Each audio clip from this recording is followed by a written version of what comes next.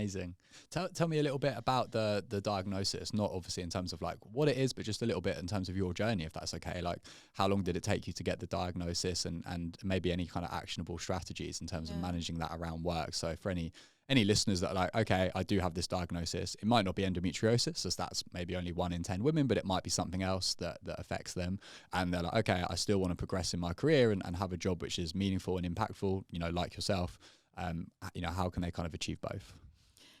Yeah, I mean, actually, to be fair, my story is a little bit different than some women's. And I actually, you know, coincidentally, was out at the weekend with a few friends, and I was, you know, met these girls, and we were talking about, you know, female-related health problems, and we were talking about on a night out, as girls do when they've had a glass of wine. We talk about endometriosis, and I was like, oh yeah, I've got stage 4 endometriosis, etc., etc. And you know, the girls all turned around and just said to me, you know, how do you have a diagnosis? And women can't get diagnosis, etc. My symptoms probably started around the start of lockdown. I think I had a lot of stress in my life, a lot of grief that was going on that exacerbated my symptoms, and you know, quite quickly my periods became totally unbearable. Couldn't get out of bed, you know, couldn't stomach any food. And because we were essentially in lockdown, there was no doctor's appointments. I left it.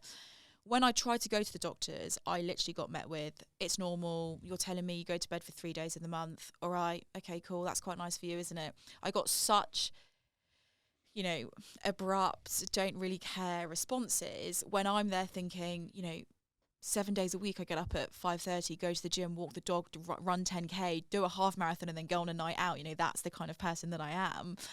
And then all of a sudden, like clockwork, I can't get out of bed, and like no one was listening to me. And then a couple of years ago, my mum got diagnosed with ovarian cancer.